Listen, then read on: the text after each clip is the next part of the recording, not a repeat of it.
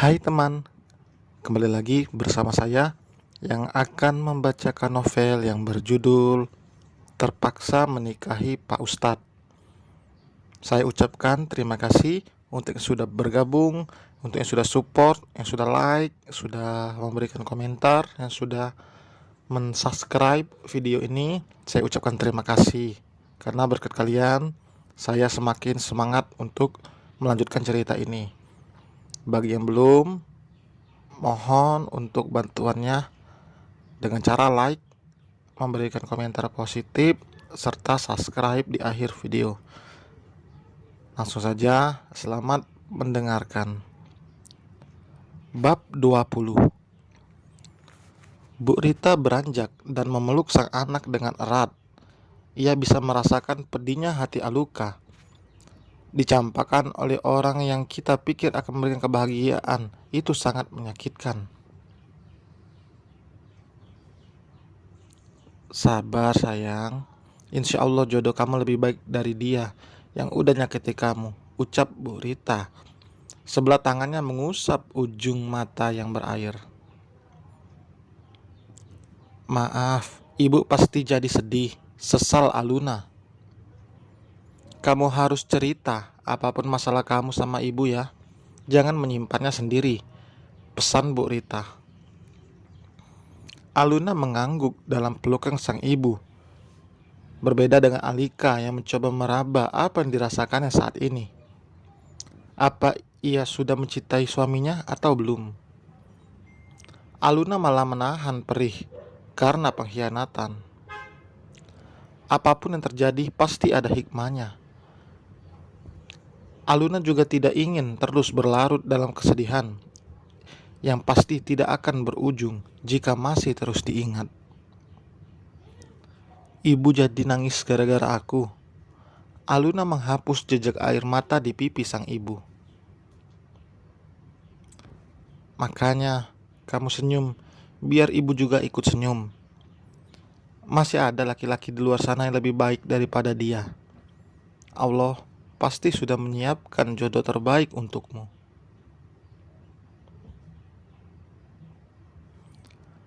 Lepas dulu tangannya.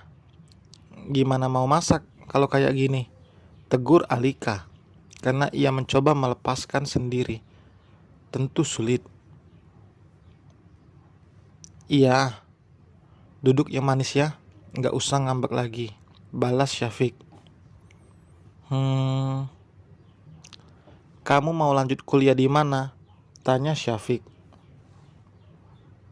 Di mana aja, yang penting aku mau ambil fashion designer, jawab Alika. Insya Allah, lusa kita cari tempatnya ya. Kebetulan lusa mas nggak terlalu sibuk, Syafiq berucap sambil menggulung telur di atas. Setelah itu, tidak ada lagi obrolan di antara mereka. Alika lebih dulu beranjak saat masih ada beberapa tusuk lagi telur gulung di atas piring, dan Syafiq tentu yang akan menghabiskannya. Kebiasaan-kebiasaan yang tidak bisa dihilangkan. Ia selalu membereskan dapur dan juga peralatannya setelah memasak. Meskipun lelah, Syafiq tidak ingin membuat istrinya kecewa karena keinginannya tidak dipenuhi. Saat pintu kamarnya dibuka, Alika sudah tidur lebih dulu sambil memeluk guling. Kamu udah tidur? Syafiq memastikan. Setelah tidak ada sahutan, lelaki itu berjalan ke arah sofa dan menjatuhkan tubuhnya di sana. Baru saja aku membawa aplikasi pesan, ada panggilan masuk dari kontak bernama My Prince.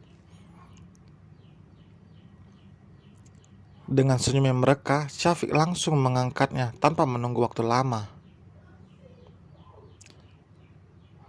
Pesan dari My Princess. Alika yang sebenarnya belum tidur sangat penasaran dengan orang-orang yang menghubungi Syafiq malam-malam begini. Kenapa belum tidur, Princess? Tanya Syafiq lembut. Ia tertawa kecil mendengar sahutan dari orang di ujung telepon itu. Rasa penasaran Alika semakin menjadi. Apalagi Syafiq terlihat bahagia.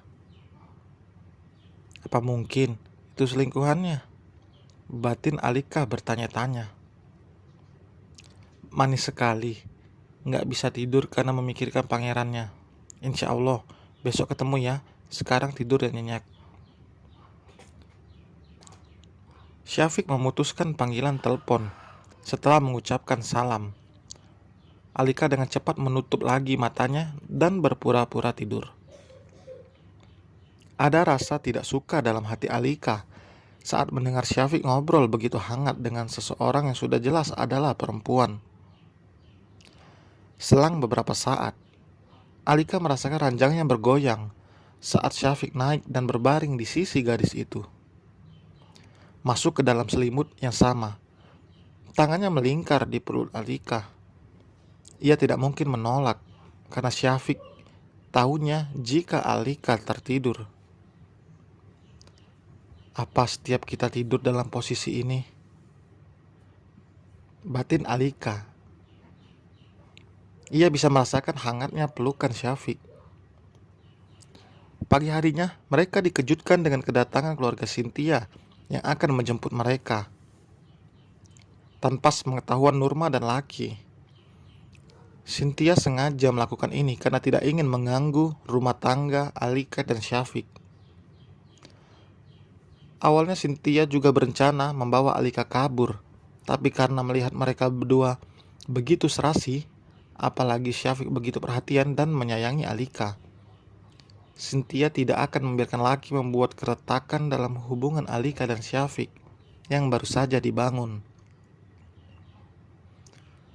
Pak Ustadz sama Alika yang udah rawat kita di sini, Pak. Jelas Cynthia pada sang ayah. Terima kasih Pak Ustadz. Dan maaf karena merepotkan. Ucap ayah Cynthia pada Syafiq. Sama sekali tidak merasa direpotkan, balas Syafiq dengan ramah. Setelah obrolan kecil semuanya pamit. Laki awalnya menolak, tapi karena ia juga merasa kesulitan untuk melakukan aktivitas, akhirnya ia mengalah. Tapi Laki berniat akan kembali untuk membawa Alika. Alika akan merasa kesepian karena saat Syafiq pergi bekerja, ia akan sendiri di rumah. Apalagi lelaki itu pasti akan membawa lagi ponsel Alika. Ikut ke proyek nggak? Ajak Syafiq. Males ah, balasnya. Yakin? Di sana pemandangannya bagus loh.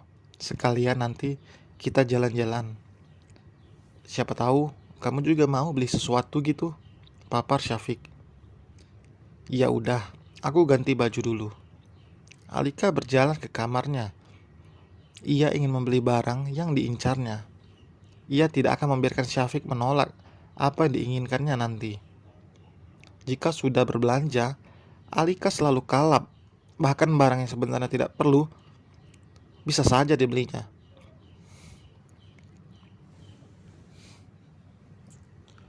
Meskipun ia merasa memakai gamis itu begitu merepotkan, tapi lama-kelamaan Alika juga merasa nyaman karena kulit putihnya tidak tersengat oleh sinar matahari yang bisa membuat kulitnya menjadi gelap. Hari ini jadwal Syafiq memantau proyek milik Pak Handoko, sebuah gedung 5 lantai yang akan dijadikan kantor advokat. Pak Handoko ingin bangunannya yang menarik dan tidak seperti biasa.